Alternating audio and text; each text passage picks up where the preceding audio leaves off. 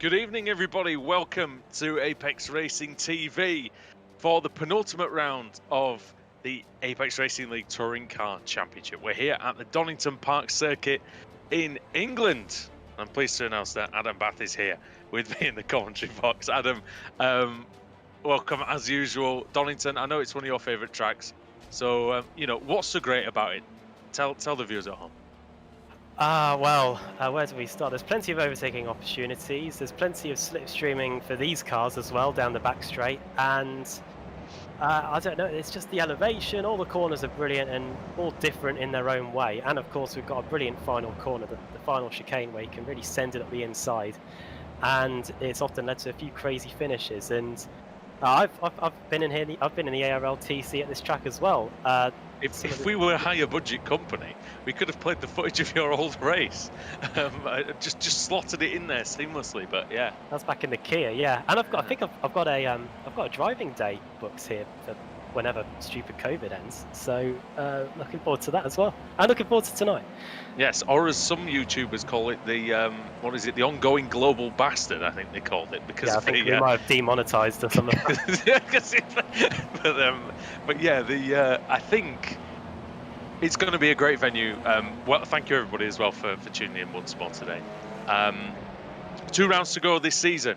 Who's going to be the champion? Well, it is very close to call at the moment. We're going to get the points on the screen in a minute, but just 6 rounds left to decide the new champion, the reigning champion, Ross McFarlane. Well, he looks quick here, doesn't he, in the practice session? Oh, is he? Dear me. He just nearly runs into the back of the boosted car there. But Ross Balfour is the one who is currently in charge of the fight, 54 points ahead of Dave Baker. Balfour, of course, finished second last year, hence the number 2 on his car. Baker, a former champion, looking for title number 2. Matt Turnbull, a rookie in the series, just 4 points behind Baker. Then Kieran Harrison, another rookie, in 4th. Oscar Mangan in 5th. And then Ross McFarlane in 6th. So it's not out of reach for McFarlane yet, Adam, but it is, there's a fair gap there, isn't there? And it's brilliant to see with just how close it is at the top in the top few positions, because of course over the last few seasons we've had the showdown format, which is artificially closed things up. This season, even though it is a shorter season, we've got much tighter point gaps. But yeah, Ross McFarlane, he's only 4 points off Oscar Mangan, but yeah, he's got to have a really good race meeting tonight if he wants to send it to the final race meeting of the season with 6 drivers in with a shout. And well, he's going about it the right way at the moment, as I think we are searching for the AM category. There we are, and it's Rickard Karlsson, the Swede. Well, in the BTCC, we've seen in the past the Swede do very well on the British tracks there, and so far in the ARLTC, we've got a Swede doing very well in the Pro-Am category. It's Rickard Karlsson. Swede called Rickard as well. Yeah, and he has got a very healthy cushion, as healthy as you can probably get in this series, with a 72-point lead over Mark Woodhouse in 2nd, and then Ben Gregory just 1 point behind him in 3rd, then Johnston and Davis completing the top 5. That's still pretty much open. Rickard Karlsson could have a bad race meeting, or just have an off race meeting, and all of a sudden it's right back closed up again. This AM category, as we know from past seasons, is often more close than the pro category, so this is one that's probably going to go down right to the very end of the season. Yeah, it's very hard fought. The AM category as well are a bit at the mercy of the pros as well. If the pros get in some accidents, then it can cause the AM category to be shaken up a bit. So credit to Karlsson. You see him there, 22nd place in the practice session. He's just going round and doing what I assume is just finishing off his race run. Just a couple of minutes of the practice to go here at Donington. Yeah, tremendous circuit. One which I really enjoy. Has held Formula 1 here. Of course, was going to host Formula 1 10 years ago. And they'd started all the refurbishments, and it was due to the contract and the financial crisis, Adam, wasn't it, where that went to hell in a handbasket, didn't it? Oh yeah, Donington went bust. There were a good few videos on the internet showing what the circuit would be like. They were basically digging up all of that stuff over to at the top of your screen. In fact, we saw some of it. I think it was still a bit dug up, wasn't it? Oh yeah, we went there 2 years ago. So yeah, everything to the right of all that there, you see the mound of dirt and things where they tried to reconstruct it. Yeah, that was going to be the new front straight, and they were going to have a whole infield section in and keep all of this stuff as well. But yeah, Donington went bust, and they managed to get the circuit open again just in time for the BTCC arriving in 2010 in late September. So, and for quite a few years after that, yeah, there was quite a big mound of earth just on that infield where there was a legacy of the failed Grand Prix attempt. It wasn't the first to be rumoured to be putting up. It wasn't the first to be set to host a Grand Prix. I think Brands Hatch was in the offing of hosting one in the early noughties. But yeah, Silverstone is still the home of the British Grand Prix for now, as of course those talks are still ongoing about a new contract. Yeah, and unfortunately, I think Britain does struggle a little bit compared to some countries at the moment in the financial, with the financial issues, you know, caused by COVID-19 and also by certain other factors too. But I think that motor racing definitely, you know, needs a foothold in the British Isles, and I think Formula One, you know, needs to go in some way, shape or form to definitely protect the British Grand Prix. And we saw this year, didn't we, with the two races at Silverstone, the F1 races. They were fantastic races, and you know, there's nothing like a day out at the Grand Prix when all the fans are present and cheering on, you know, the likes of Lewis Hamilton. So here we go then. Qualifying has begun, and it's the usual race. I always have a chuckle to myself when I see it happening. They're all flying for the pit lane exit. We've seen a couple of catastrophes in the past, haven't we, Adam, as the drivers try to make their way out onto the outlet. Yeah, on iRacing, if you are new, you are ghosted in the pit, so you can go through cars, but I think it's once you cross the pit exit cone, once you go past it, then your cars become solid, and then you could end up hitting some people. But yeah, this is a very narrow pit lane as well. The pit lane entry is very quick. In fact, it's probably one of the shortest pit lanes we've got on the calendar. It's literally just on the exit of the final corner. Aren't the pit boxes shared here for iRacing? Am I right? Because obviously, because it can host up to about 60 cars, this track, but I think there are only about 30 garages. Yeah, that used to stop it being on the ARLTC calendar, didn't it? Because there wasn't enough. But now that iRacing do double stack the pit boxes, it's back on the calendar again. Look at this jostling for position. We're on board with Jack Cedric. He's got in front of him Gregory and Balfour. Now Cedric's going to slot in behind Balfour, as that must be George Simmons, mustn't it? Apex car disappearing and reappearing again. It has to be. I couldn't even see the number. I'm just guessing. Seems like he's having some issues. In fact, he's come into the pits. I wonder if he's going to just drive through the pits, actually, Adam, just to get away from this group of cars. Seems like a good plan. Oh no, he's gone into the stall. It's come out again. So pass repair. I don't know. Sorry, you can't. As you mentioned last week, so astutely, you cannot get a new car in the qualifying session. If you make a mess of, he's come out right in front of John Roberts, who's starting his lap. And in fact, Roberts has gone off. So did he make some contact there, or was he just trying to get out of the way, John Roberts? Either way, that's not gone too well for the former AM champion. Let's see.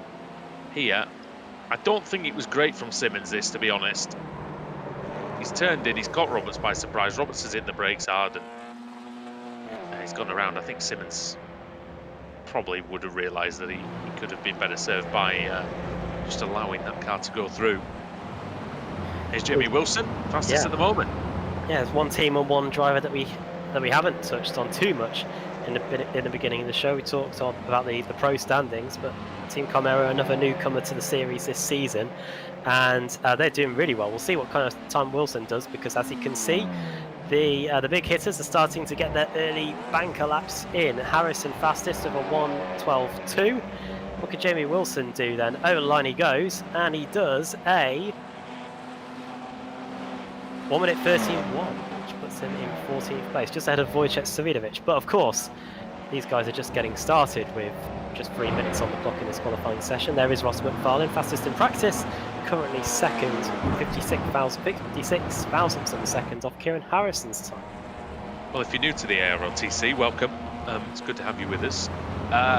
You will also need to know that this Audi TCR, the way the tyre model works in iRacing traditional, has been that it takes 4 or 5 laps for the tyres to get up to temperature. Probably more laps around here, Adam, given the shortness of the circuit compared to, say, somewhere like Spa-Francorchamps, which we visited earlier on in the year. Yeah, it's an interesting one because the corners here, some of them are quite long radius, and you think that'd help the tyres warm up a little bit, but it's because there's quite a few straights. The tyres probably cool back down again, so they've got to take a few laps to get the tyres up to temperature. Fraser Smith goes fastest, and then is immediately trumped by Matt Turnbull, and then he's immediately bettered by Ross Balfour and an Oscar Mangan.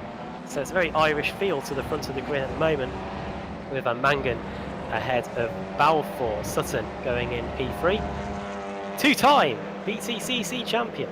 Yeah, congratulations to him. First race back since that achievement, isn't it? Or was he here last week? I can't remember. He's done a fantastic job anyway, taking that title amongst some stiff competition. I tell you what, the BTCC, just like Formula 1, just like MotoGP, a fantastic job of putting on a brilliant show for us all in 2020, that's for sure. MotoGP was absolutely mental, wasn't it? But that's it just shows the effort of everybody during the coronavirus has been amazing, and for Ash Sutton to keep his focus and his skill intact throughout all that time, and beat all of them, that says a heck of a lot about his ability. Toby Ward going off to the grass, as a few people have had a few excursions. Turnbull leading the way, he's just pulling off to the side, just momentarily at least, maybe just letting some of the guys, maybe he messed up that first corner, just allowing maybe the tyres to cool down a little bit. I don't know. Don't really want them that cool though in this car, do you? He might get an extra lap out of it at the end of the stint, you never know, Adam, because of that. Not if he keeps going on the grass though, making him dirty. Nathan Davies flying through the old hairpin. Oh. It's funny, people say, why is it called the old hairpin? It's actually one of the fastest corners on the course. Well, there used to be a hairpin there. Simple as that. It's not a trick question. That's what you get with these proper corner names on tracks like this. So, well, we saw the other Pure Sims car, Turnbull, taking a very interesting route. His teammate Ross McFarlane's doing the same. I don't know whether there's a trick to be had with this, but I think at Donington it's a track where even if you're offline, you're probably on someone's racing line. So it probably is best to, although not ideal, to be taking a trip along the grass and the gravel to make sure you don't impede anyone's lap. Was there not something controversial in an iRacing series about people going on the grass in qualifying sessions earlier on in the year? Not to put that spanner in the works, but it is just two drivers from the same team that we've seen doing it so far. Not to cast any aspersions, but maybe it's just the fastest route around the outside of the circuit. I know we're not on the iRacing Esports. Well, rest in peace, the iRacing Esports network, but I don't know whether the time model's that messed up where you I wouldn't. On and off. John Roberts obviously feels gravel is the best way to get his lap time in. And so too Sutton at the old hairpin. Let's see, Sutton then. He once got a pole position taken away through here for cutting the inside of this. Oh, 2 wheels on the grass. 4-wheel drift through the gravel. Yeah. And that's where you're quite grateful, Adam, that this is a sim, because the gravel, while it does fly around a little bit and get on the tyres, you won't get inside the radiator and all the grills and things like that to make your life a misery later on. And that gravel is very deep in real life, so you probably would get stuck if you went off down there. We've seen that a lot. We've seen a lot of people get punted off down there and at the chicane, in fact. Even when we were there, I think we saw 1 or 2 people get punted off at the chicane. Wasn't there a rain shower one year where everybody just skated off down there under the conditions? That seemed to be in my head, but yeah, I mean, there was that one. Do you remember when Plato ended up on the grass and rolling over? Yeah, I do remember that one. It's definitely potential, a downhill, almost flat out downhill section into what is basically a 90-degree right-hander. It's a fast one, but 90 degrees nonetheless. There is potential for some huge crashes down there, especially when it's wet, 'cause downhill plus grass plus water, equals something that, you know, kids are normally doing in the park when it's wet, sliding around. Well, one driver that is here tonight, Alex Simpson, him and me collided there in the That the old hairpin. That was at the old hairpin. Oh dear! Didn't you hit each other at Spa as well? Or am I imagining that? I can't remember that one. I think that the one at the old hairpin was a bit more notorious. I think that's on one of the YouTube channels somewhere. We'll have to find that. I'll have to dig that one out later. Find the accident. Sutton up to 6th. Simpson up to 4th. Yeah, that's good from Alex. He likes the British tracks. And this is one that he's been to. But yeah, he's going well. It's good qualifying for Alex so far. 5 minutes of the qualifying to go. Grantan Guinea is in 8th place. Pole position last week for Guinea. It's not quite that at the moment, but you know, there's still time to be had in that HM engineering car, I'm sure. Did very well at Laguna Seca too earlier, a couple of weeks back. Here he's up in the top 10 again, out qualifying as it stands Ross McFarlane, who had shown promise in practice, but as it stands he's going to be set to be starting on the inside of row 5, but there are still 5 minutes to go in the session and only a quarter of a second separating the top 10. That's another thing about this Donington circuit, it's so close in terms of lap time because it is such a quick track as Norbert Leitner goes up into 13th. I've just had a thought about the Pure Sims cars going off onto the grass actually earlier on. I wonder if they were staying on the grass so far because they didn't want to drag a load of rubbish onto the racing line, as there's already plenty of it in certain sections, as you can see down through Hollywood and creating curves. So I wonder if they just didn't want to drag a load of grass right onto the line. Here's McFarlane.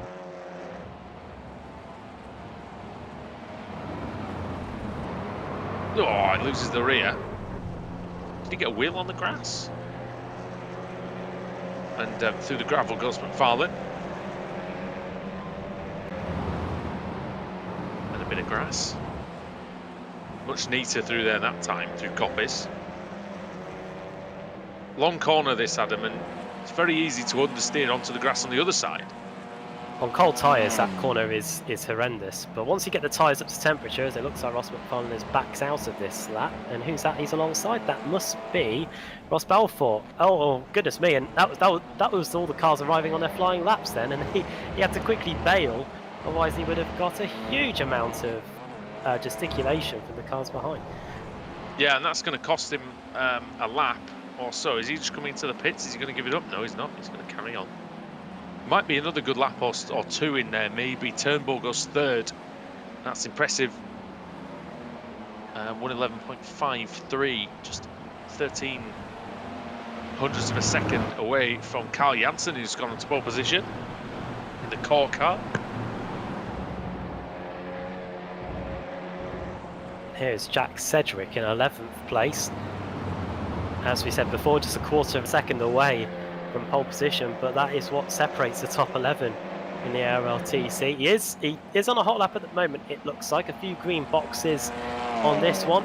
Personal best in the first sector. He hasn't got anyone to help in terms of a slipstream, but hopefully it won't impact him too much. Clipping the curbs for the final corner, that's what you've got to do here to maximise your lap time. And is he going to be able to crack the top 10 with a couple of moments to go in the session? Of course, once the clock reaches 15 minutes, that's it, and he goes P9, 111.613, just 1,000th of a second away from Ash Sutton. Yeah, it shows how close it all is up there. Michael Avdoka goes 15th, and he's less than 4 tenths off the pole. You think, oh, I've done a good lap here, and end up 15th. Well, half a second separates the top 18. Fraser Smith being 18th. This is, who else is going out there? There's still a few green sectors about. Kip Stevens with a good, that's good 21st for him. That's a big improvement for Stevens. Likes this track. Leitner coming up the hill. Turns it in, you can see the car scrabbling around for some grip. Wasn't the best run through there. That's McLean's, isn't it? Then the Apex car, look at the rear, look at how the rear of the car is unstable. You want that in this front wheel drive car really though, Adam? Yeah, we've seen it in real life. The stay at Leon's back in the day, where the rear wheels were were pretty much off the ground through most of these corners. That's how much they were relying on the front to do all the work. Of course, front-wheel drive cars. They had a brilliant engine, didn't they, in that car too? Oh, the turbo. To take us back to that's when I first started getting into touring cars, the Super 2000 days. Janssen fastest now, and 96 thousandths of a second ahead of Balfour. Like Simpson falls off there.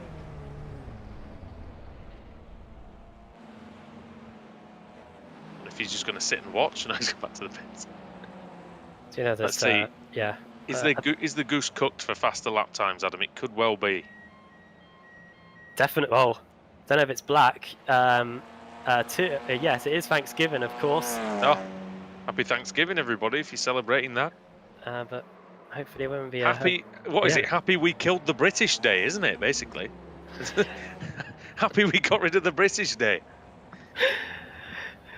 Oh, it'd be too simple to say. Hopefully, it's not a Black Friday for anyone tomorrow. But that's just poor, isn't it? 30 seconds to go, and well, here is an all-black car, at least on my screen. Toby Ward for Free Spires Motorsports, 66.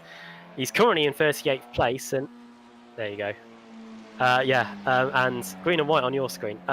And with a couple of moments to go in the session, only 2 cars are yet to set a time, most likely due to penalties from last time out. They are Preben Valler in the TC Motorsport car, Mark Johnston in the Hesketh Racing car. So those 2 are looking set to be starting at the back, as indeed the checkered flag is out. So let's have a look at the starting grid then for the first race of the day. First of 3 races, reverse grids after race 1 and race 2. And if you're a core sim racing fan, you'll be loving that, because it is Carl Janssen on the pole with Ross Balfour in second place, just 96 thousandths between them. Then it's Matt Turnbull and Kieran Harrison for HM Engineering, Oscar Mangan making it 3 core sim racing cars in the top 5, Corentin Guinness in 6th, Alex Simpson and George Simmons in all Apex row 4, and Ash Sutton and Jack Cedric 9th and 10th.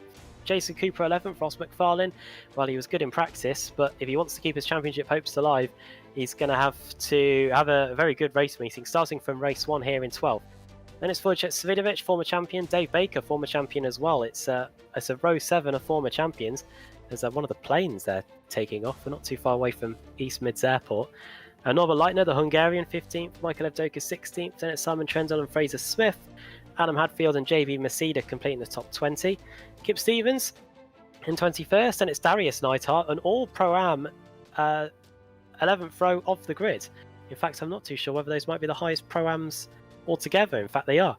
Pete Newman and Jamie Rushworth and all 3 in UK row 12. 25th on the grid is Dennis Neidhart. Then it's Luke Kidsley, Lee Berridge, Jamie Wilson for Team Chimera, 7/10 of a second off, down in 28th. Mark Woodhouse, 29th. Marcel Fritsch, the Austrian, 30th. Ben Gregory, 31st. Marius Breuer in 32nd. Then the Welshman, Nathan Davis. Ricard Carlson leading the Pro-Am standings, but he is a long way down in the pecking order, not just overall, but in the Pro-Am stakes there after qualifying. Morgan Butler, 35th. Craig Williams in 36th spot. Then it's John Roberts, who we saw have a few offs in qualifying. Toby Ward in 38th, Baron Glover 39th, Simon Field, the last car to set a time, in 40th. And starting on the back row of the grid, it is going to be Preben Valler and Mark Johnston. So they've got their work cut out for this, as here come the lights. We're getting set for the first race of the day. There we go then. We're going to get 5 red lights at the top of the screen. Then we're going to be go here at Donington. The lights are off and the race is on. It's a good start at the front by the core cars, pulling away from Turnbull. Turnbull got a good second phase though, but it's Balfour going round the outside of Janssen. Are they going to try and orchestrate this to keep Balfour ahead? I think they are, and this could do wonders for the championship. The Northern Irishman already streaking away then, going down through the crater curves. Yeah, textbook start from Ross Balfour, minimised the wheel spin away from the line in this front-wheel drive Audi. And who's that making progress in the early going? That looks like Alex Simpson getting past Sutton, and Simmons, his Apex Racing teammate, looks like he's going to get by the reigning BTCC champion as well. Yeah, good start for Simpson. Although he hasn't made up any places so far, so just maintaining his place, really. Janssen right on the back of Balfour, and in the gravel is Fraser Smith. Oh my goodness, oh, bang! Ah. That's Craig Williams. And I don't know who went absolutely flying off into the went absolutely flying off through the gravel trap. Number 600. Is it Butler? It's Butler, yeah. What happened to say, I would say? Let's have a look back at that. Oh, and a slowdown penalty for Simmons. And on Simmons. the first lap of the race, that is going to be awful. And who's that trying to make progress? That's Cooper, almost on the grass, trying to get by the HM Engineering car. And he also might try to get by Doka. Surely not, no.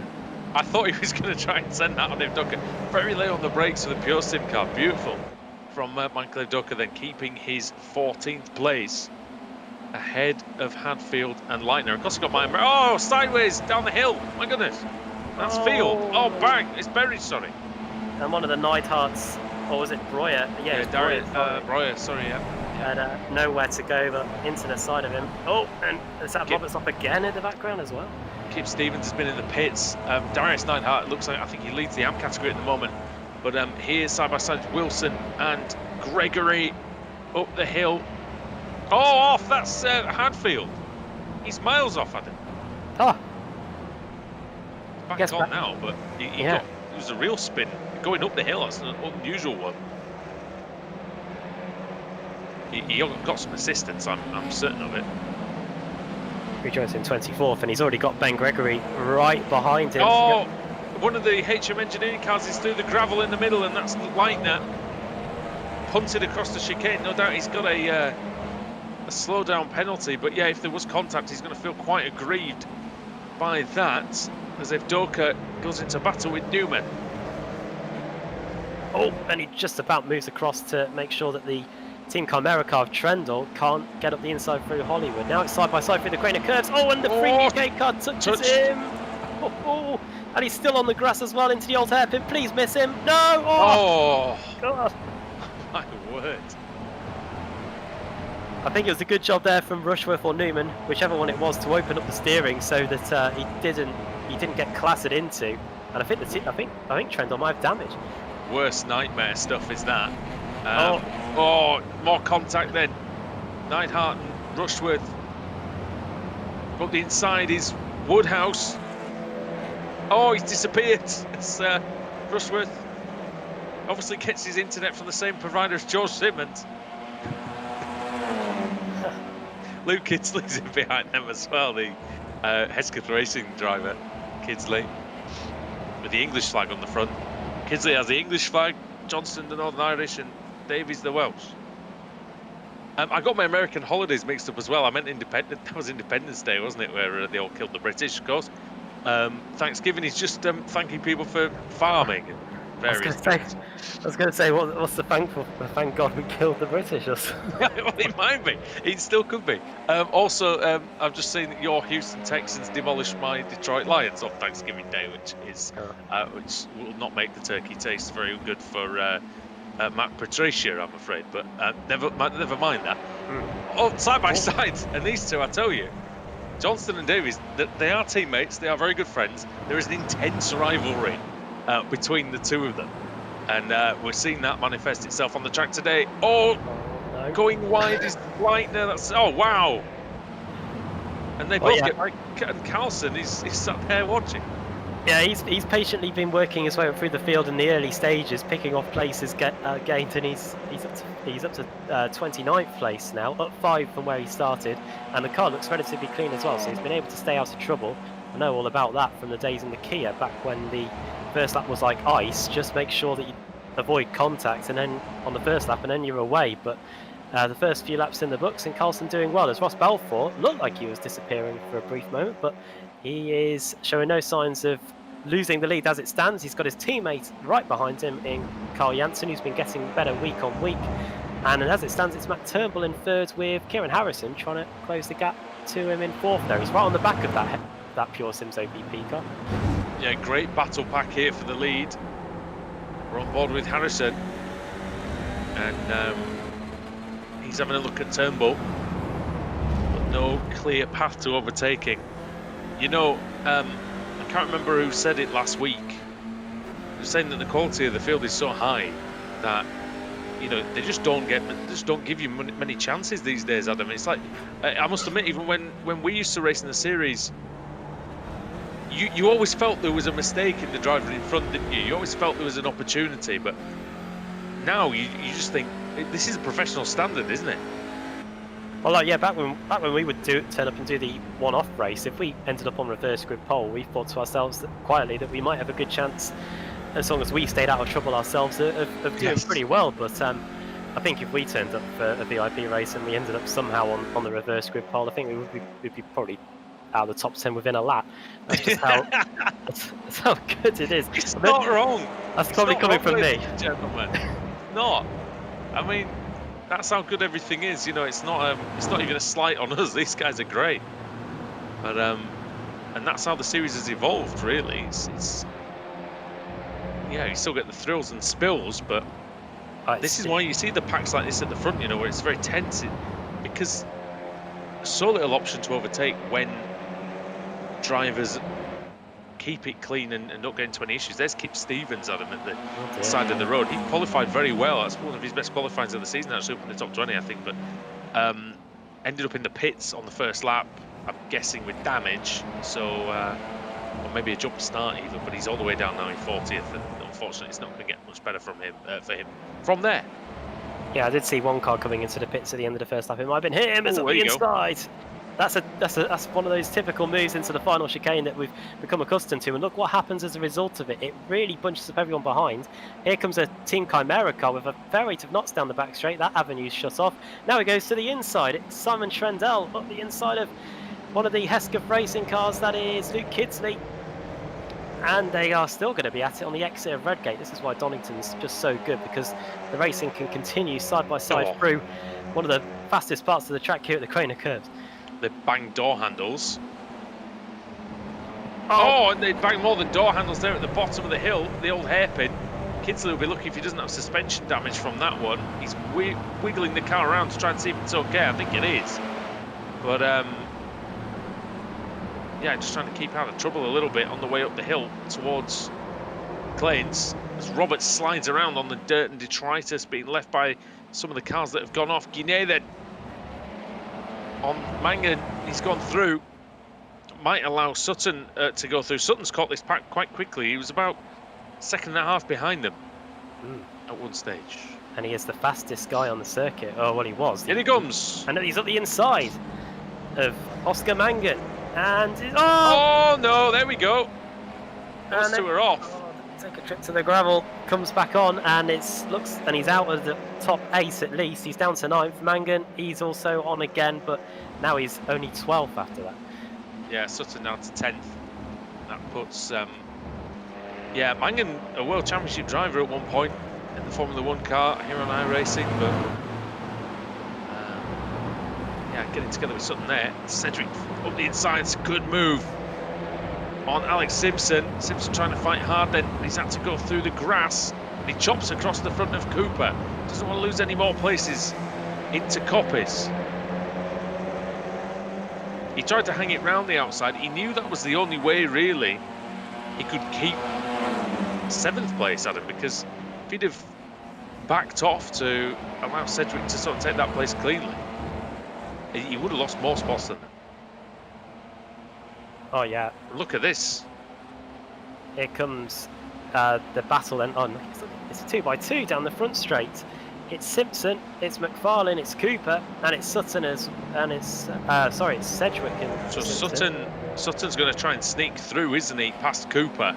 Yeah. And that was the plan. He's going to have the inside at the bottom of the hill, but can he keep it? It's dirty on the outside down there. Oh, they make contact in the middle of the Craner Curves. Oh, and off goes Cooper. Might have been a second touch to that, but that's not going to help Cooper at all.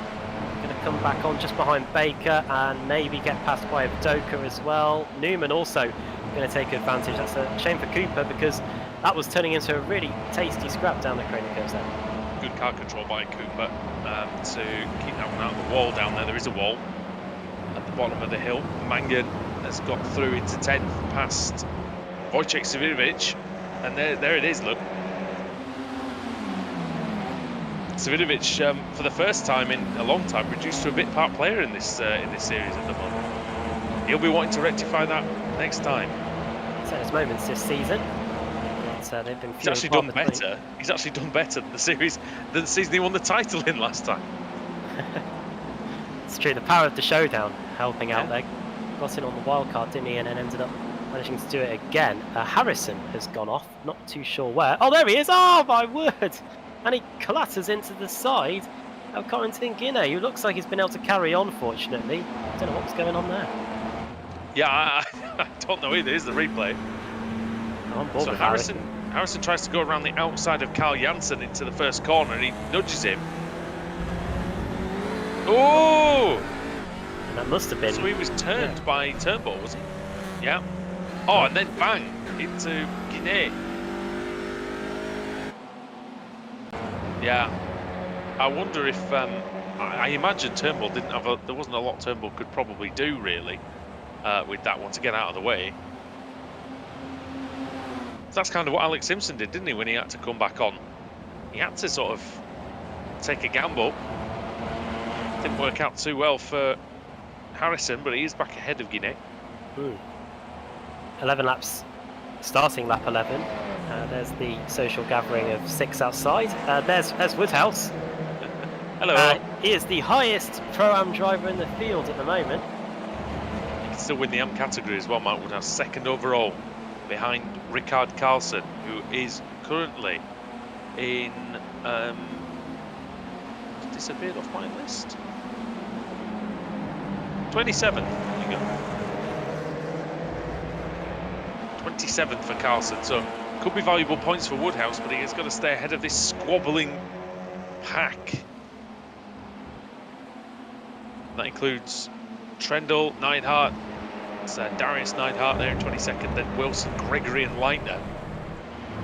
Some good names all the way down this far down the field, isn't it? I don't think we've checked what the magic number is for the reverse grid either today. As Woodhouse puts up a stern defence, and Gregory on the inside of the other Team Chimera car there. On the inside then. So it's 20. And this is key. Yeah.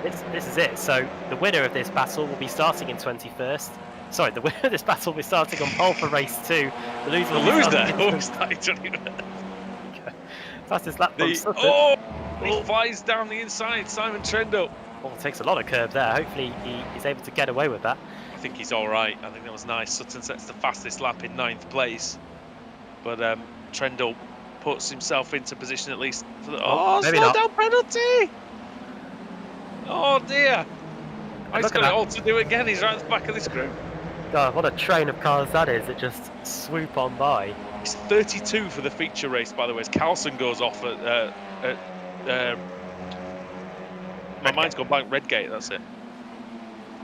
He's in 27th, that's 7 places gained, so he hasn't made too much more progress since we last checked in on him. And he's got John Roberts, who was off at the start of the race, right behind him.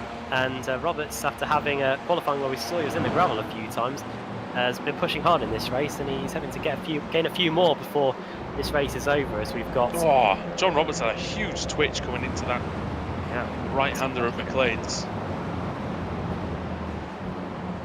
And about 5 laps to go as they come across the line. And that was Norman Leitner going right to the edge in terms of blocking the inside. It might be academic now or not.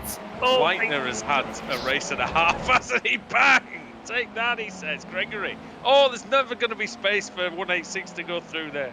Oh, flashing at the lights. Oh, dear, he's not happy, is Ben? Universal code, yeah, for either A, I'm here, or I'm not happy with that. 3 into 1, surely not. Hell. Who's that round the outside? JB Mercedes taking his life into his own hands there. Especially with Gregory still flashing the lights at Norbert Leitner. He's still going for it. He's pressed the Craig Williams button. Constant light flashing. Into the old hairpin. Oh, Mercedes still going to get an overlap on Gregory. Still not going to get rid of him. And if you're the Team Chimera car there of Trendle, you're just trying to position the car in the best possible spot in case they all crash into each other. Because look how many cars have now arrived to the party. Yeah, and this does mean that Mark Woodhouse, Darius Neidhart, Jamie Wilson are now in a good spot to potentially battle it out for the reverse grid, because Leitner, slow down. He must have cut the inside of Coppice. That's worse than the slowdown you get in the final chicane for me. Although he does brake quite late, so he keeps ahead of Marcel Fritsch. Fritsch in the black and yellow car, there's 27. Kidsley at the back of this group. It's brilliant driving all the way through the field. Balfour and Janssen still heading the main field at the main field, the head of the race as such. Mercedes flies down the inside into Redgate. He just put himself on such a tight line though, Adam. I don't know if he's going to be able to get this done. Side by side through Hollywood and the Craner curves. Oh, who do you focus on? It's Gregory versus Mercedes. Mercedes at the inside. Will he be able to make the corner though? He sends it in and he just about makes it. Oh no, Carlson didn't. He's off. Oh, Gregory nearly into the back of Wilson, into the back of Mercedes as well. Thought Gregory was going to get a good run up under Starkey's Bridge and up to McLean's, but not quite. Now, we're looking at John Roberts. We've got 2 former AM champions in this group, so Gregory and Roberts. Marius Breuer, that's going to be a slowdown, isn't it? It's going to look more like the Dakar Rally that corner. He might get away with this. No. I think he's trying to serve it under braking for the chicane. Can't quite. I wonder, can we just have a look at the front? Because Turnbull, I don't know how much pressure he's putting on Janssen, or whether he's just kind of waiting there, you know? Well, I mean, for me, Adam, he needs to try to beat Balfour, doesn't he? Surely. Yeah, it's never over in the ARLTC. A DNF would be awful, but the chance to nick a few points off him is surely a good enough chance. Maybe you just can't quite get there though. Harrison, Guinea, just behind them, Cedric in 6th, Simpson 7th. Sutton can't get past Ross McFarlane, and no, in fact, will Pure Sims probably want that to happen, with McFarlane needing the points and Sutton out of the championship race. Turnbull, I think that's a slowdown, and that's going to allow Harrison through, and also opportunistic up the inside, that's going to be Guinea, but the outside line's going to come back to Turnbull here, so they're going to go at it through the Craner curves. They're giving each other enough space now with 2 laps to go, now over the crown in the road, and it's Mercedes going to throw it to the inside. Sorry, it's Guinea going to throw it to the inside. We saw Mercedes do it a couple of laps ago, but no, he doesn't, and that is Turnbull losing a place. He's now out of the podium positions, and Harrison up to P3. There's another French driver trying to make a move at the old hairpin. Quite making that one stick that time. Oh, and this is just further back from them. Now, this is Dave Baker, second in the championship, ahead of Wojciech Zawidovic and Michael Evdoka. And Evdoka's trying to make the move on Zawidovic here. Up the inside into Coppes. So dirty in parts of the track, isn't it? And if I'm right, the conditions get carried over to race 2 and race 3, don't they? So it's just going to be... Offline's going to be treacherous, isn't it? It's going to be a rallycross track. Oh, hopping over the curb, and what a move. Well, what a bit of driving there from Evdoka, I should say, to stay in 12. You'll know these things. Did they ever have a rallycross track here? Desperately trying to rack my brain. Might have been. I need to double check. Obviously, Brands Hatch there was one, but I'll tell you, we've seen some great rallycrossing today. This is Newman and Evdoka trying to get past Zawidovic, but can he make this one stick? I feel like he's got the high ground for the old hairpin. Zawidovic is going to try and go around the outside of the old hairpin. That is not going to work, though. I don't think. Watching. Oh, sideways a bit for Newman. Final lap though, Adam, and the core car's sliding away. Yeah, Janssen getting close. Oh, it's so hard to take our eyes off this. The fight for 12th, 13th and 14th, but I think we must, because it's down to a 10th of a second between Balfour and Janssen. Janssen started on pole. Surely Janssen's not going to go for it, and he's not. And I think that's a sensible play. Ross Balfour has driven brilliantly off of 2nd place on the grid here to win round 1 at Donington Park, and to solidify his championship aspirations just that little bit more. He's been very good since he's come back to the series as Ross Balfour, and he could be on the way to a first title. Bang! Hatfield and Newman at the chicane. 3 wide for the line. It's You can throw a coat over them. Reverse grid is going to go to Woodhouse. Mark Woodhouse there in 20th. Highest Pro-Am driver as well, so some decent points for him in his pursuit to catch Ricard Carlson at the top of the Pro-Am standings. Yeah, great result for him. Carlson did finish the race, I believe, in 26th place, so good race for Carlson from where he was starting in 34th.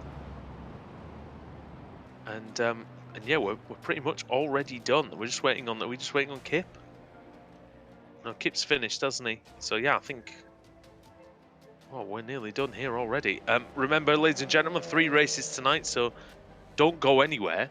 And we've got 3 minutes before the next race comes on. So starting on pole will be Woodhouse, and starting in 20th will be Balfour. Here are the results then.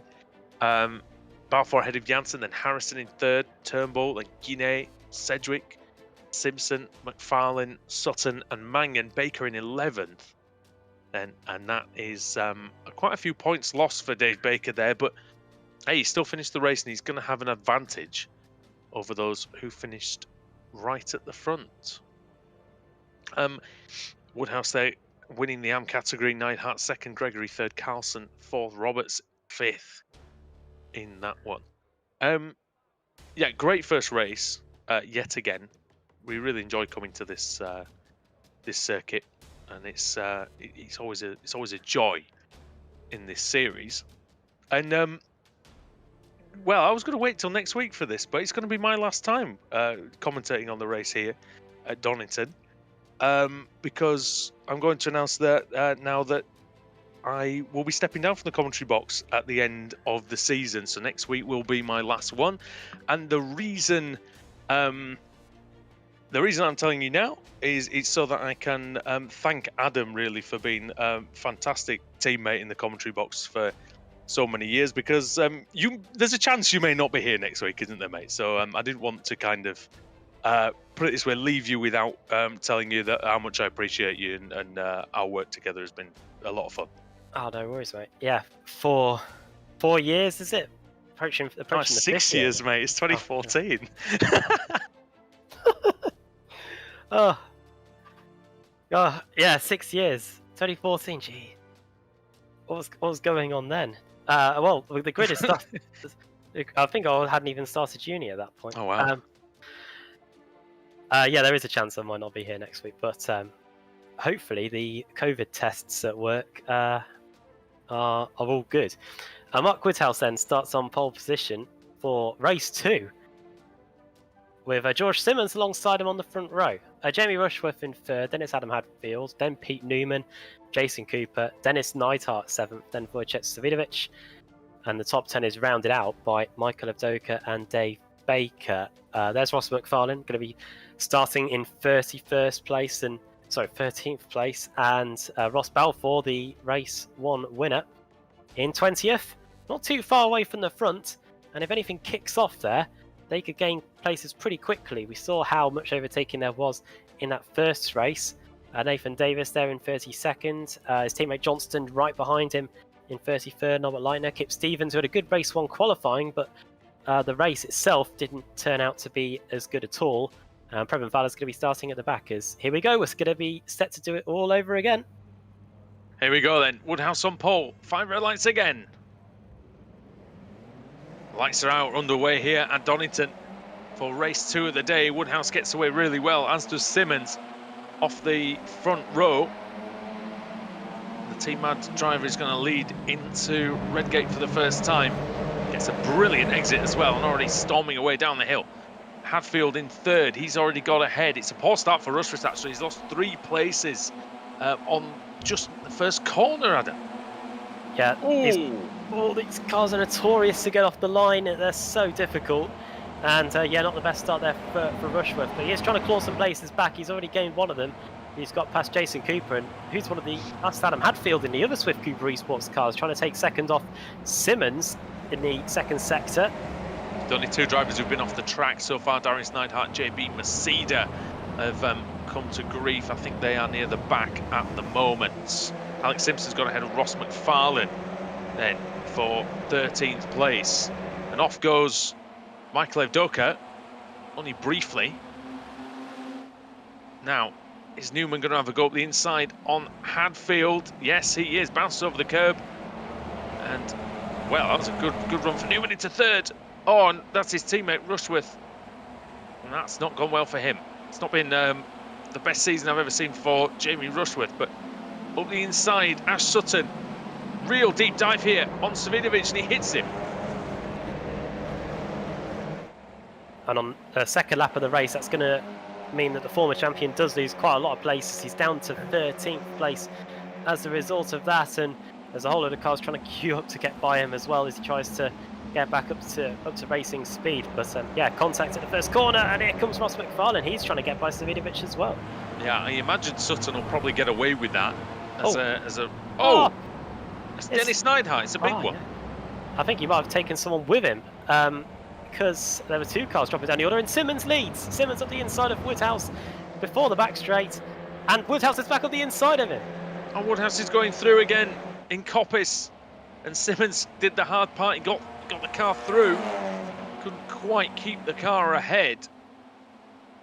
Is Woodhouse going to keep the lead into the chicane? And he very wisely that time, Adam, was sensible through the chicane to just make sure he made the corner and didn't allow an easy chance for Simmons. There is still a chance as the slipstream takes hold. On the inside then comes Woodhouse. Can he get it done? Simmons going to try and carry the speed around the outside. That looks good. And I think he might even be clear by the time we get to the corner curves. We'll see how much speed the Team Mad car can carry through. Well, yeah, I think he is through, and it's brilliant from George Simmons. That's an outstanding overtake. Oh, Woodhouse twitches as he struggles for grip on the opening lap, as the tyres still, well, on the third lap we're on now, sorry, the opening stage of the race is what I meant, but the tyres still not up to temperature fully. And a handful for the drivers, especially on the braking. Adam Hadfield then, he was in the walls in race one. Oh, he's gone off there. He had a chance, didn't he, to get Woodhouse, I think, on a switchback, but just lost his momentum, and that allows Newman to, well, keep on trucking. See if he can get through into P3, but he wants the bubbly, does Pete Newman.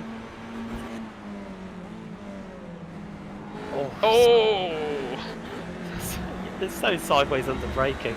It was like that in the Kia, but I think in the Audi it's amplified just a little bit more. And Newman, can he try and get up the inside into Redgate? He looks, he goes for it, and he really sends it. Almost goes into the back of Woodhouse there with the blue rims. Shades of Kurt Busch in the Cup Series back in the day, and now that these two are starting to squabble, Woodhouse is scampering away up the road, 3/4 of a second all of a sudden. Yeah, we're seeing some big attempts, aren't we, into Redgate, and it is an overtaking place. It's a decent overtaking spot. These guys are going hell for leather. Ash Sutton is one who doesn't often waste time with overtaking. I don't even think he's going to go up the inside into McLean's though.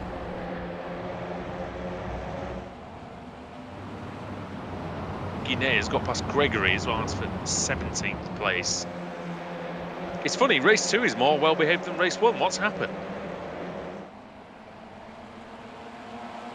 Wanted the smaller size reverse grid may mean that people are quite familiar with the drivers they're racing with here. Up the inside goes Sutton, and he's sideways. Oh, he's lost it. He saves it. So is Newman. Well, Sutton would have been in a lot of trouble there. He's still off the track. But he would have been in a lot of trouble if Newman hadn't gone off as well. I wonder if he had to open the steering back up again. Yeah, it looks like it. Meanwhile, Hadfield and Woodhouse were going at it in the chicane as well. Hadfield's through into second place. Ross McFarlane, fastest man in the field. He's in 11th. Here's Alex Simpson, who's in 9th, and he could get a bit better. Oh my lord! He's just collected. Well, and off goes Newman into the gravel. That's into the wall. Big one. Heavy damage to the Freem UK car. Yeah, I mean, it looks like Simpson might have nudged whoever was in front of him, but I don't know whether there was a nudge, whether they nudged Newman, or whether Newman just went off on his own. Newman turns it in. They just collect, don't they? Oh dear. Is that Evdoka? Yeah, it was. Yeah. Simpson's made an excellent start, actually, up 6 positions from where he started. 7 positions gained for Sutton, 8 gained for Janssen. And then you've got 12 for Fraser Smith and 9 for Kidsley, 8 for Field and Lightner, 12 for Williams and 8 for Lee Berridge. So those are the movers and shakers in the first third of race 2 of the day. Under pressure now is Michael Abdoka from Alex Simpson. Simpson cuts to the outside of Redgate, the first corner. And, oh, they touch it off. Oh, the quarter panels is initiated. Ah. And we saw something almost happen like that between Sutton and Savinovic in race 1.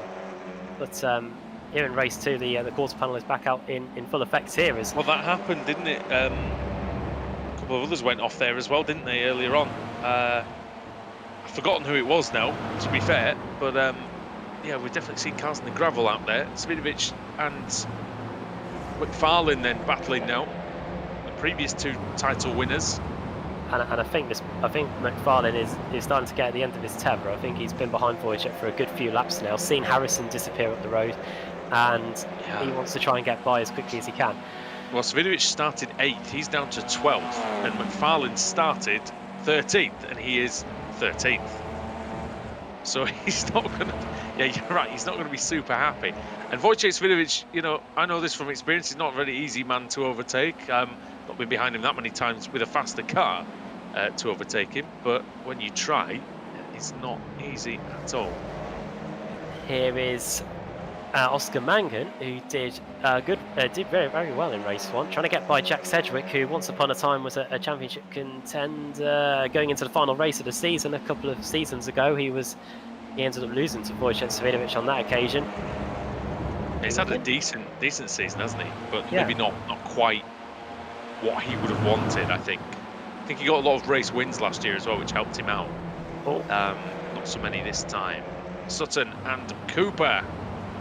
Hang on, was it these 2 in the last race, was it? Did they have a bit of argy-bargy?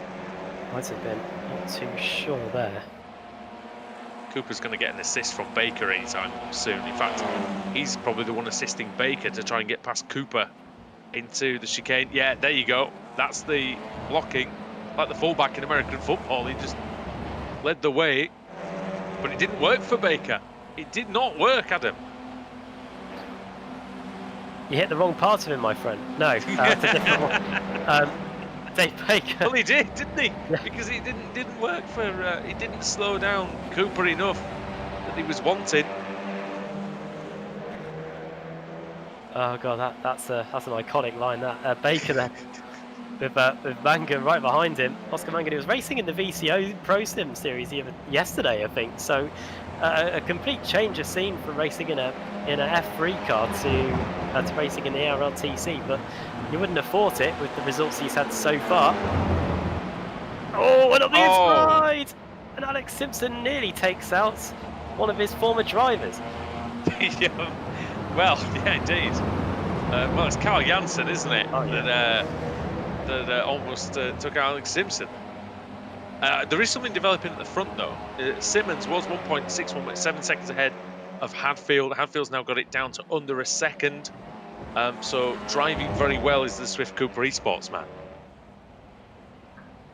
Have a lovely go. Let's see what the lap times are like then. A 1:11.9 once again for Simmons. New personal best. 1:12 on that occasion from Hadfield, but a flurry of personal bests by the guys behind. Woodhouse pushing because Sutton is coming. He's 0.7 of a second away, as you can see just from the outside of that shot there. And then it's Cooper and Cedric who are really starting to get a move on as well as we head into the second part of the race. So this is going to get a lot better as Guinness trying to get by Balfour, the race 1 winner, and behind him he's got Ross McFarlane, who we saw a moment ago trying to get past Wojciech Savinovic, but since then it looks like he's gone backwards. He's lost 2 more places. Janssen through on Simpson for 9th. Simpson was off the track, and it appears that Janssen's got the better of him. Maybe Harrison will too. But this is looking very tasty indeed between Balfour, Ine, and McFarlane.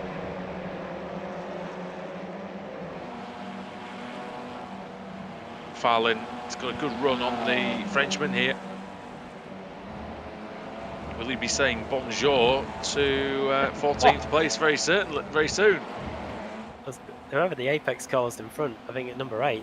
Cedric. Yeah, he took it. Yeah, I think he's picked up a slowdown penalty. Yes, he has. Yeah, he has, yeah. You were right. Oh, this is Woodhouse versus Sutton. Yeah. Oh. Oh. Oh! Woodhouse looks like he's trying to go through on the inside. They make contact down the hill. Oh, he's flashing lights at him. He doesn't like it. Yeah, I think Woodhouse very nearly had his whole race flash before him there. That was very close to both of them getting taken out, but somehow they survive. And here comes Cooper. We've chasing Cooper. Wow, bump in the back of him. We've seen though, haven't we? If you have a crash down there, then you can very easily end your race. That's for sure. Woodhouse is laughing in the AM category at the moment, isn't he? He's laughing all the way to the bank because where is Ricard Carlson? He's 23rd, Carlson. Now, this may help later on, Adam, because it's a 32-car reverse grid for race 3. And Carlson, as it stands, will be starting in the top 10, whereas Woodhouse is going to be way down the field in 28th place.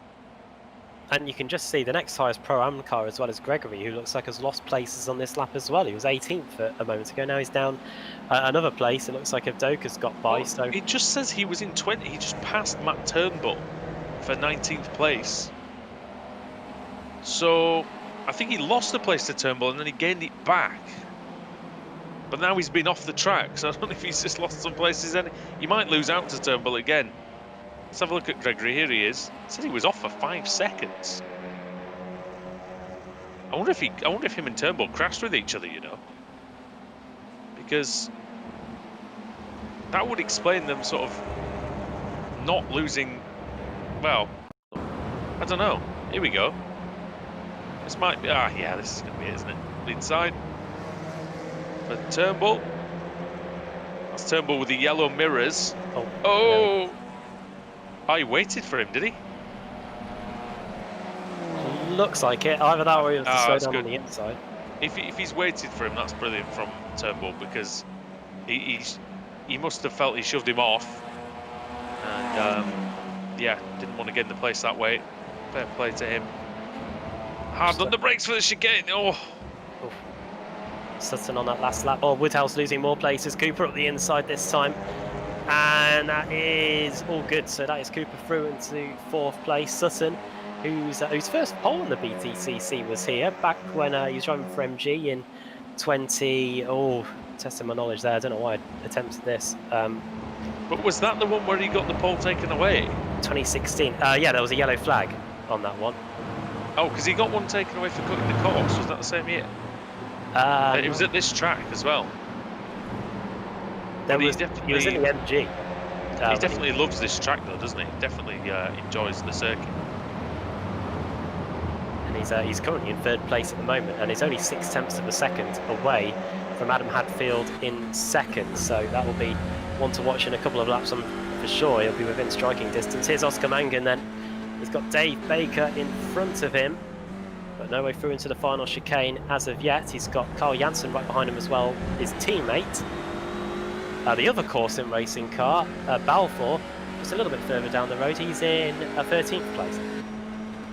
Yeah, Balfour, he's going to be happy with this. It suits Ross Balfour, doesn't it? A finish still in the top 20. He's not really losing any major points to any championship contenders. Yes, he's losing out to Baker, but he gained more points on Baker in race 1 than he's going to lose in race 2. And it means, I don't know, he's going to be starting ahead of him in race 3. Power of the reverse grid right there. And it could be crucial in terms of the championship when we head to Sebring next time out. Cedric up the inside of Woodhouse. Teammate contact. Poor Woodhouse, he's been hit from pillar to post in this 2nd race. He's doing well to hang in there, to be honest, in the top 10. Now, Dave Baker's appeared on the scene. Oh my. Mangan is looking interested in this as well. Woodhouse has got a better run though down the straight than Cedric. And if he breaks late enough, well, he's got to go side by side. They've got to go side by side, haven't they? Bang, they make contact around. Oh, it's a mess. Off goes Baker as well into the gravel. And that Ross Balfour has just seen Christmas come for him. Shades of 2010 there in the PTCC when Jordan Plato and Chilton, I think, went off in that situation. Yeah, That they looked all like that going one again. where you gained 3 places in that race where you were drunk. Oh God. Ha ha ha ha. It's Unlucky. yeah, unlucky. Oh, there's Hadfield. Sutton has arrived onto the scene in great abundance. It's now 4/10 of a second, and Cooper, to his credit, has really latched onto the back of the Pure Sims Esports car as well. He's following him right with him to the podium positions at the moment. And as it stands, it's turning into a good evening for Swift. Good evening for Swift Cooper Esports with Hadfield in second and Cooper in fourth. Good evening. Yeah. The second and fourth is very good. Like I said, Stevens did a good qualifying in the first race as well. He was up there on the grid. Can they fend off Ash Sutton though? It's going to be difficult. I must admit, Adam, I think those two, that crash that we last saw would have been okay if it wasn't for those massive curves, because obviously it just unsettles the car. Just pitches them into one another, doesn't it? And it looked like they around the outside. Oh, for Cooper. Yeah. Oh, sorry, he was thinking about it though, wasn't he, on Sutton? Oh my word!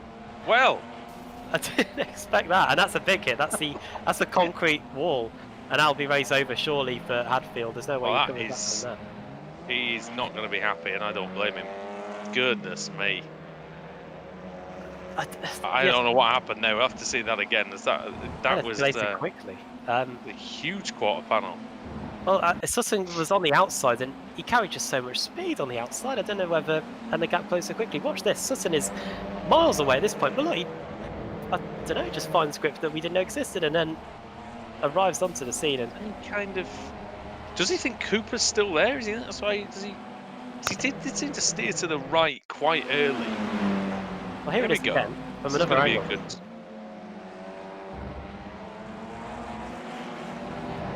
There he goes.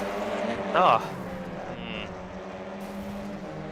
Yeah, that's one for the stewards. Is all I can say about that one. I don't know. I don't. Oh, I think I put it this way. I think Hadfield will feel quite hard done by. I guess, to the commentator, then it was turning into it could have been a double podium for Swift Cooper Esports as Wojciech Savidovic picks up another slowdown penalty. Oh, yeah, it's a nightmare. He's not having a good day, is he? I've been there. I've been in races at Donington where I just keep picking up that slowdown penalty in that final corner. Baker's gone through though. That's important for him to take Savidovic there. Reverse grid magic number at the moment. Hadfield, what's happened? Nathan Davis has Hadfield gone off again. Oh my word! Where is he going? No, careful. Oh, and that's Cedric.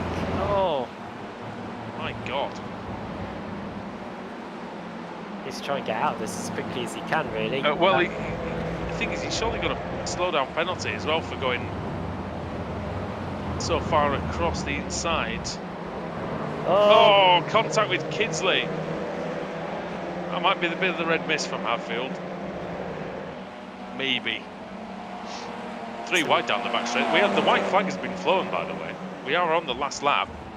George Simmons leads by nearly 4 seconds from Ashley Sutton. Oh, someone gone off into the wall there. Oh no, they all survived. I don't know how. Reverse grid magic number at the moment is Nathan Davis, I think, who's in 32nd. So he's going to be on the reverse grid holders stance. Could be any of these guys if they end up having a bit of contact. Oh, there's all sorts of chances for these people here. Certainly. Oh no, that's well off. That's field. Into the field. And we saw Hadfield get back on. Yeah, we saw. He's actually giving him a nice line for the old hairpin. The ultimate Alex Simpson line. Here is George Simmons then, and well, it was a brilliant race for Core in race 1. It's going to be a win for Apex Racing Team by quite some margin, nearly 4 seconds. Yeah, George Simmons coming through. Then he's going to take race 2 of the day here at Donington. He flashes the lights. This time in joy. George Simmons takes the win. Sutton 2nd, Cooper 3rd, then Mangan and Janssen, Simpson and Harrison. Still got battles going on all the way through the field. And that's the beauty of the ARLTCR. It always has been. Oh my word, Savinovic clouting the curb. He's got another slowdown, hasn't he? Oh, really? Couldn't And he's got to serve this before he gets to the line. Oh, Nick Carlson's in the wall at the back. Oh no, that's big for the AM category. Several places lost for Rickard Carlson. And Simon Field is off as well for the second time on this lap. Is he just going for it on the last lap, Field? And this nope, knocks he him. gets an assist from Nathan. That was very weird. And that knocks him out the reverse grid as well, because Davis was in that magic reverse grid spot, so he's going to be starting right at the back for this this final race. Mark Woodhouse, who ended up finishing 18th, by the way. I don't know how that happened. We didn't see a lot of that. But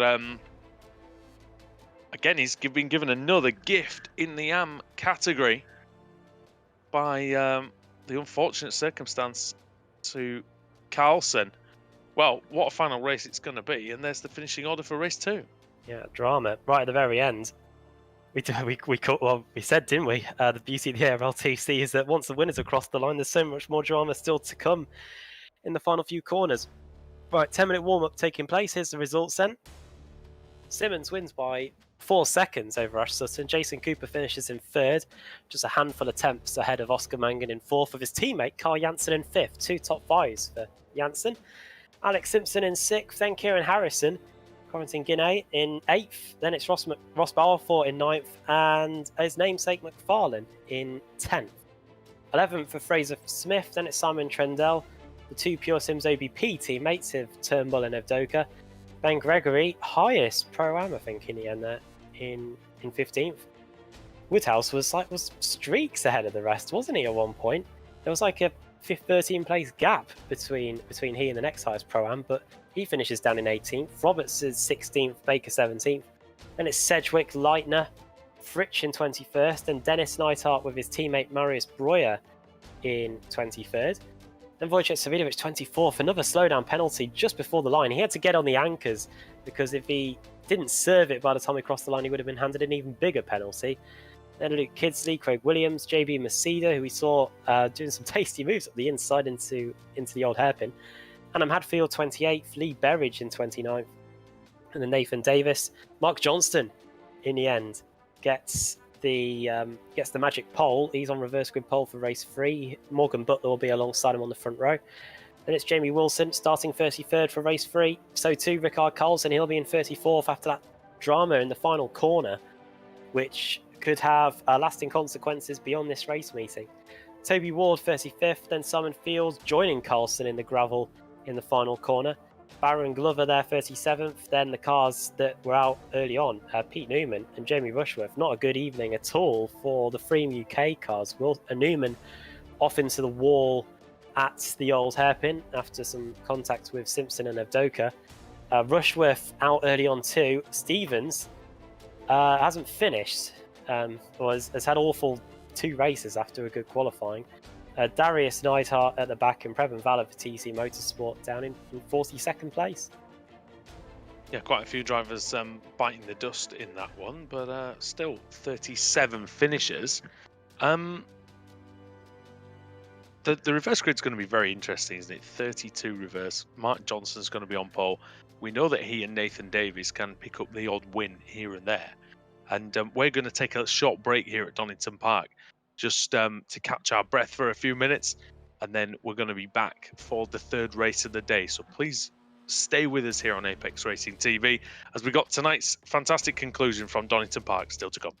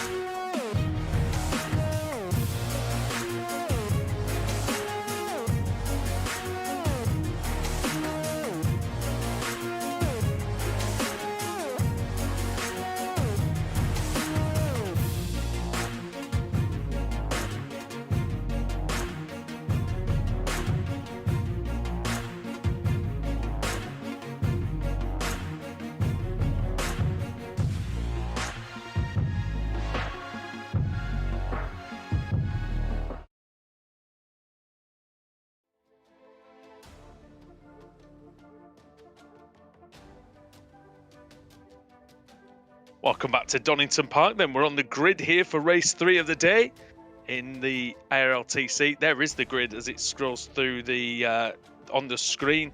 Andrew Woodhouse and Adam Bath with you. Adam, this is going to be fun, I reckon. There's going to be lots of thrills and spills going on in this 3rd race today. Oh, definitely. Look, I'm just looking at some of the grid there. It's flashing through your screen. There's stories throughout. Ross McFarlane, you might have to say his championship hopes are over after the evening he's had. It's been a tough one. Sutton there in 31st after his good results. The winner, George Simmons, there in 32nd.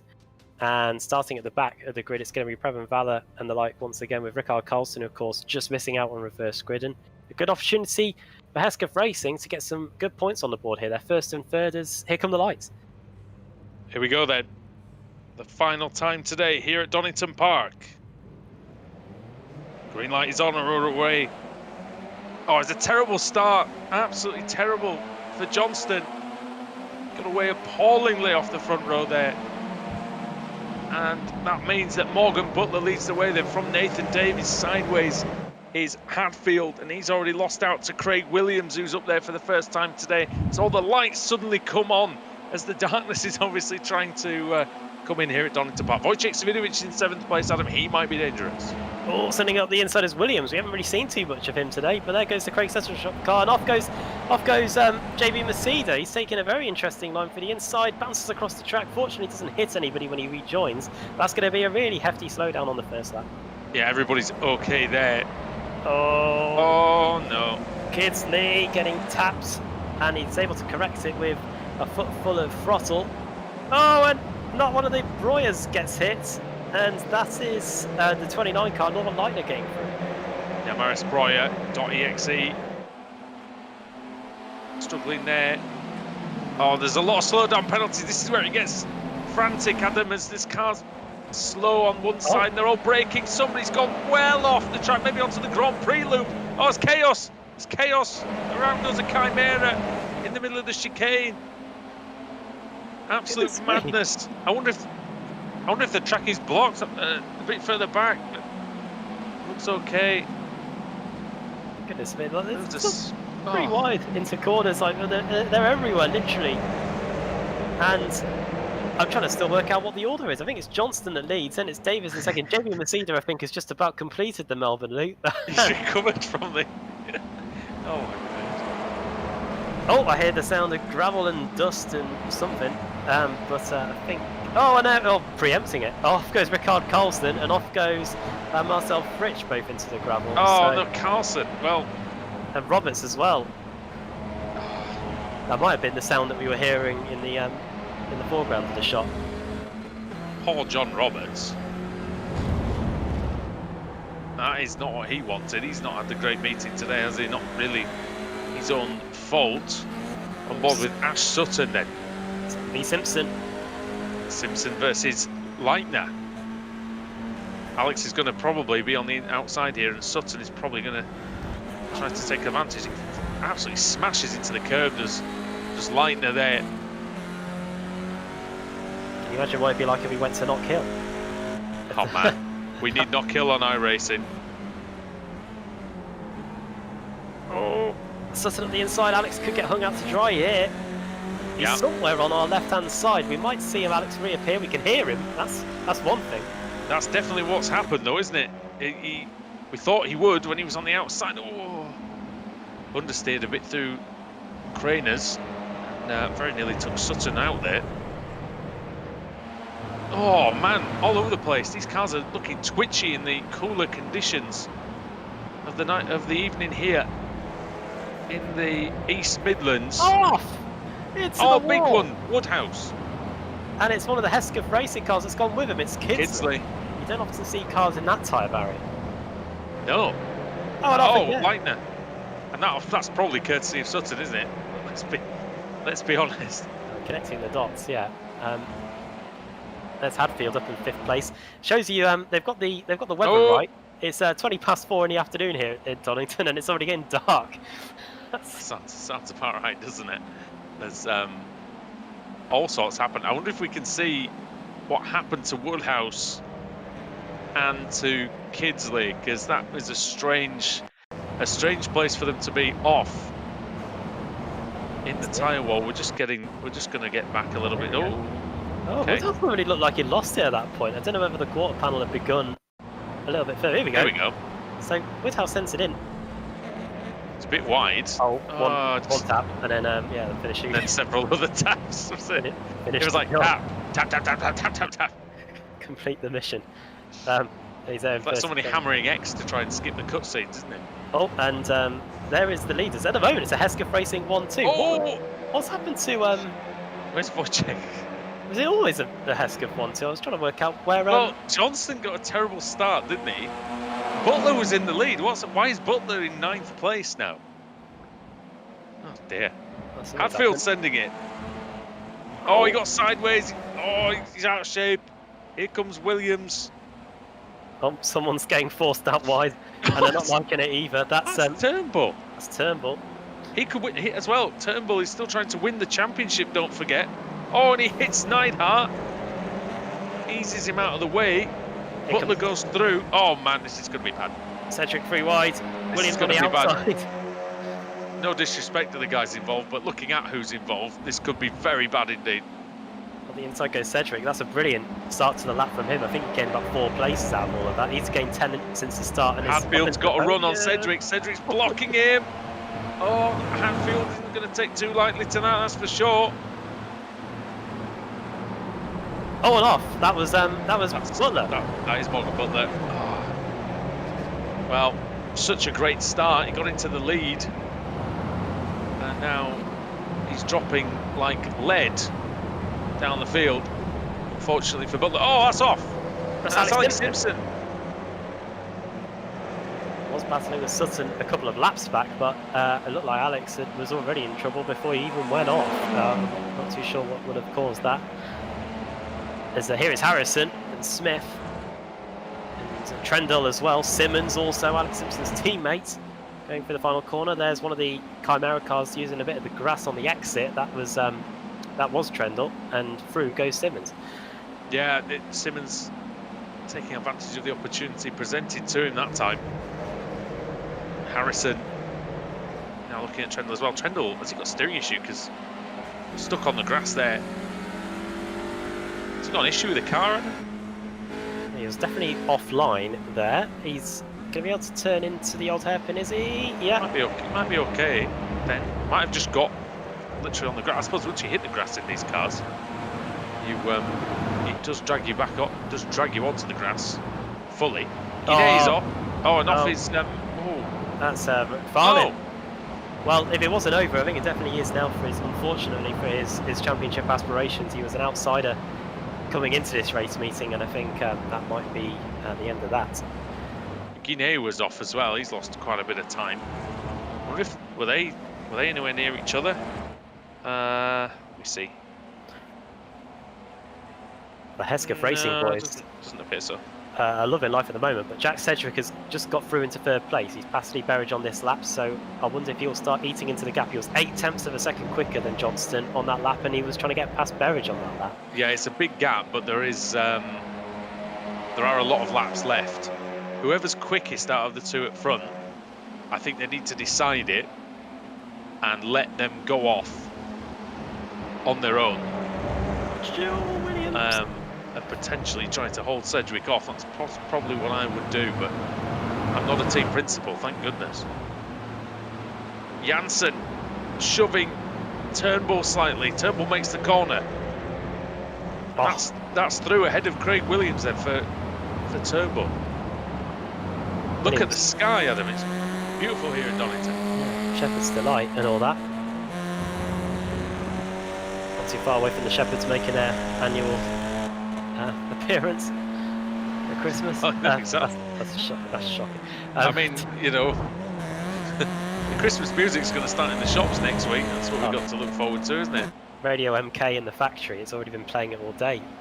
Christmas music in Tier 3. Good luck, everyone. Anyway, this is race 3 here at Donington to continue our terrible segues today. These two are going to take each other out before Cedric gets there, aren't they? Oh dear, I hope not. For their sake. Well, Jack Cedric, one of the quickest drivers around in anything he drives. It's going to be tough for them to keep him behind, isn't it? Well, there is some solace for them, the fact that they were only half a second slower than Cedric on that last lap, so it will take a good few laps, if it stays at that rate, for Cedric to close in on them. Indeed, yeah. On this lap, it's currently 1.5 seconds between Davis and Cedric, as I think Sutton got past Wojciech on that lap, so he's up into 13th. Let's see what the lap times are like for this final corner then.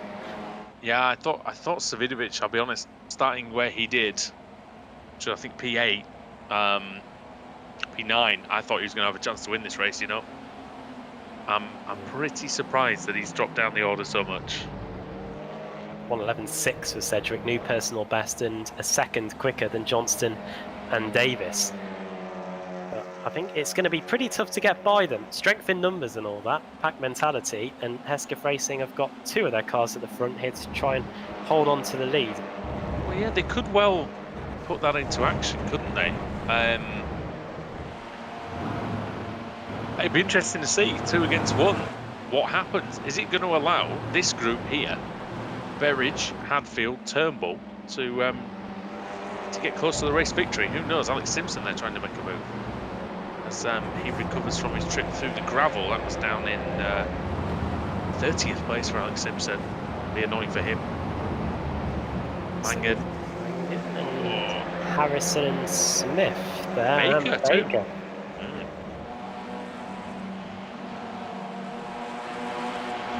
Also, there's Simon Trendle and Jason Cooper as well, who's gained 8 places since the start. Oh! Contact there. Yeah, Smith coming through on Baker then. A little bit of argy-bargy going on out on the track today, but You're right there. see that. Hadfield and Turnbull getting close together then. Going to be side by side through the craters again. This time Jansen's trying to get involved. Jansen is side by side with Turnbull. Turnbull's going to lose a couple of places here. Yeah, he is indeed. He gets a decent exit through the old hairpin though. Oh, he's too close to him, Adam. He can't get the run. Fantastic scrap. You can see at the front also. It's a free car scrap for the lead. Davis takes the lead, and Cedric should take second place, I think, up the inside. They're going to have to be creative here, Hesketh Racing, if they want to take this win. Oh, Johnston's gone off. And that has no doubt condemned Davies maybe to losing this race. But we'll see, it's not over just yet. And Nathan Davies is a multiple-time race winner in the ARLTC. Oh no, he's gone wide in the final corner. That's not going to help his straight line speed, but he will be on the inside for the first corner. So if Cedric's going to get it done, he's going to have to go the long way around. And Davis late on the brakes, sending it into the first corner. It says watch this on the back, and we are watching it at the moment as Cedric tries to power around on the outside of Redgate. Oh, contact. Nudging away. Please be careful through the Craner curves. Cedric on the inside. This is very good. This is very good from both of them. Sending it on the outside. Into the old hairpin Cedric. That's bravery. Holy cow, they've been at it for half a lap. Gigantic cojones there from Cedric. And Davies, now this is his chance to break late. And here comes Johnston as well. Locked off. Oh, they make a bit of contact again. Maybe some net code that time. Jack Cedric leads here at Donington Park. Well, he had to earn it, and he definitely did. That was side by side for the best part of 2/3 of a lap, and Cedric's able to get it done. Davis was arriving onto the scene. Sorry, Johnston was arriving onto the scene very quickly in that fight between the pair of them. And now can Cedric start to escape at the road and try and build a gap, because he's going to need to. Well, I think the key there was Johnston going off, wasn't it? Because it just meant that Davies didn't have any support. And he tried his best. It was a hell of a wheel-to-wheel battle, clean as a whistle. Yeah, there's a bit of contact, but touring cars, that's still clean. As long as they don't crash into a wall, it's usually pretty clean in touring cars. By the way, Adam, 8 seconds separate the top 20 in our race here today. there was an omen in qualifying, wasn't it? It was going to be close, but yeah, look at that track, man. It is it's just a sea of red and blue for the most part, snaking its way around the Donington National Circuit, and that's one of the core cars.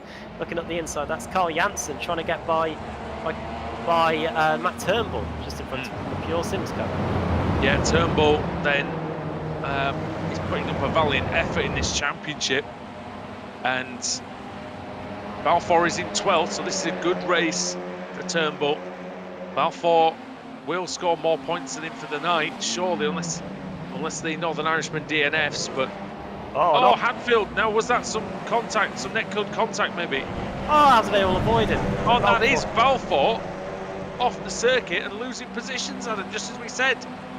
Look how it's coming to fruition for Turnbull in these last few seconds as he keeps the position on Janssen. And that, if he can stay ahead of Janssen, it will be key for him, but Janssen draws alongside, there is an overlap, he must give the space, and he has done duly. Oh, they are together! Into the old hairpin, how have they not ended up in a heap, Adam? And now it's Turnbull dropping down the order. Well, changes left, right and centre here. You might lose another place because Ash Sutton is arriving. Surely. No. Oh. But, well, teammates, of course, so... It could have been a lot worse for Turnbull, I think.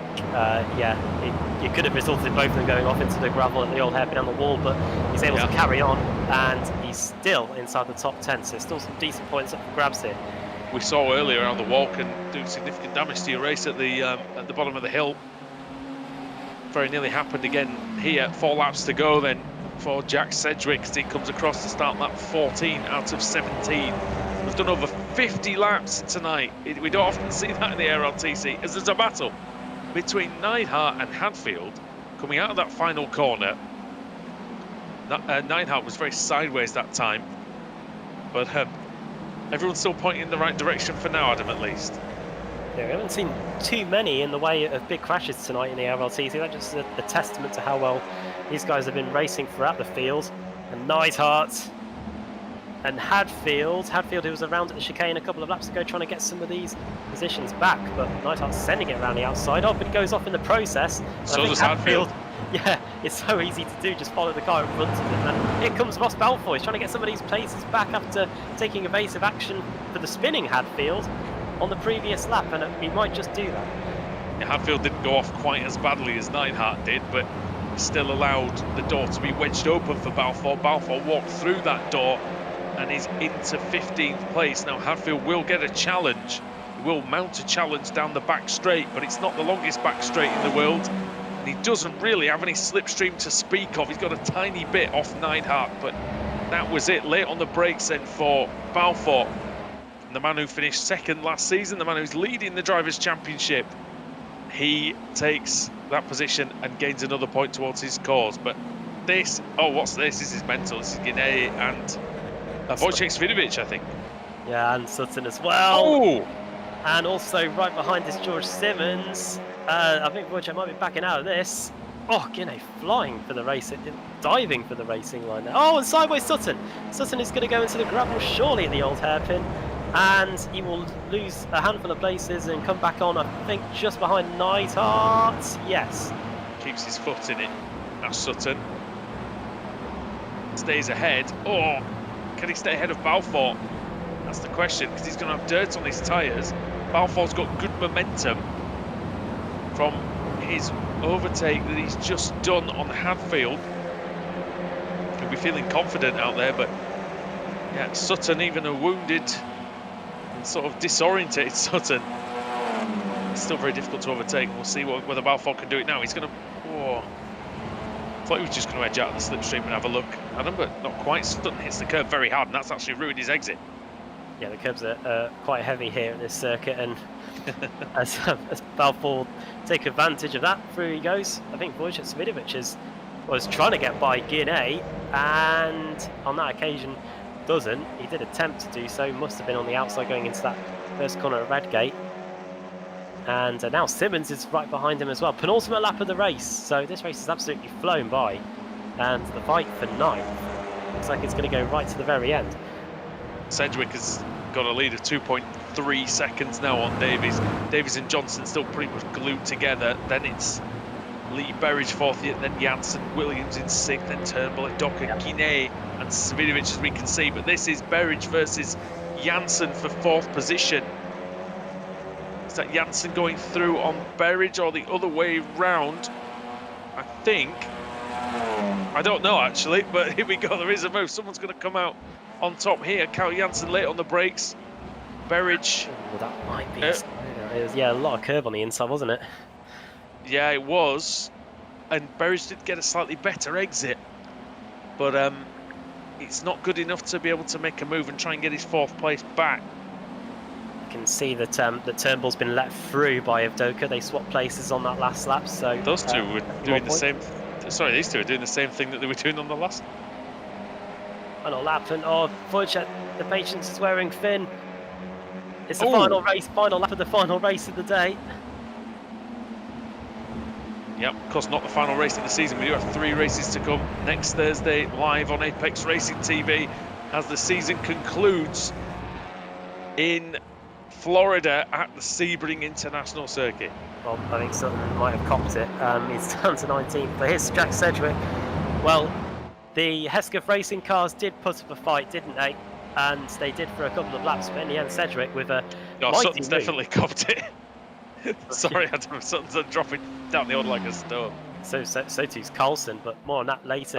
Here comes Cedric. Well, Carlson, that might be key for the AM category. Jack Cedric is going to win here overall here at Donington. Svidovic has gone off as well. Oh, wow. At the final corner. Oh, that final corner. It's not been his friend at all today, has it?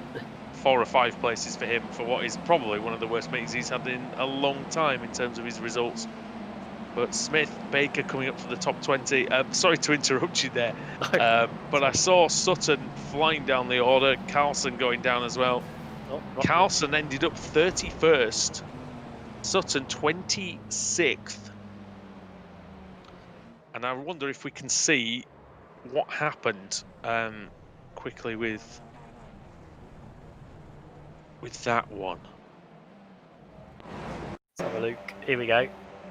Oh, you might have to talk me through this one. I can't. There we go. Carlson side by side with Marcel Fridge. Oh, he bangs into him, and then he goes into the grass. Does Carlson? Just a bit of a slow rejoin to the circuit, but it was sensible. He's got a big lead in his category, and you don't want to be doing stupid things when you're in the lead like that. And then Sutton, we had an issue for him as well on the last lap. I'm not quite sure what happened there. I don't know if we can maybe find that and maybe bring that up on the screen for you, but great win for Cedric. That'll be a morale boost for him. And here we go. And that was after the finish. Oh, here we go, Adam. It was already slow at that point. So I don't know whether something may have happened at the old hairpin, but well, that was that Fraser Smith arriving on the scene. Yeah, it was. Oh. I think Sutton was as surprised as I was seeing that. Yeah, he'll probably take a penalty for that. I'd imagine would Smith at the end of there. 3 great races tonight, though, in the books again. Fantastic to see. The racing as good as ever here at Donington Park, and yeah, brilliant meeting all round. I enjoyed that one, very closely fought. And here's the final result of the day, Adam. Well, here we go. Love coming to Donington Park, and that was that delivered as it always does. Once again, there, Jack Cedric wins then, and I'm sure he'll be absolutely delighted with that. It's we haven't seen him win too often this season, and that was a brilliant result for the number 3 car. Nathan Davison, Mark Johnston, they may not have won, but they get a double podium, and that will mean the world to them. Carl Janssen in 4th, Lee Berridge in 5th, a good result for Boosted Sim Sport, and I think Janssen has finished in the top 5 in every race tonight. Yeah, I think he finished 2nd, 5th, and 4th. Craig Williams. Very good. Yeah, considering he joined mid-season as well. Getting to grips with the Aussie. Turnbull 7th, Michael Avdoka 8th, 2 teammates there. Conington Guinea in 9th, and George Simmons completing the top 10. 2 more teammates, Marius Breuer 11th and Dennis Neidhart in 12th. There's Ross Balfour gaining a few crucial places potentially in the closing stages. Wojciech Savidovic, something happened in that final corner and he ended up finishing 14th. Oscar Mangan 15th, Adam Hadfield in 16th place despite having a little off in the final chicane. And it's Kieran Harrison, Simon Trendle, Fraser Smith, Dave Baker completing the top 20. Then Jason Cooper, Ross McFarlane 22nd. We saw him reversing across the line there in the end. Jamie Wilson 23rd, then Ben Gregory, Alex Simpson in a few wars in that final race. Excuse me, and finished 25th. Then Northern Lightner, Kip Stevens in the end managed to get to the end and finished 27th, which showed that his pace in qualifying was pretty good.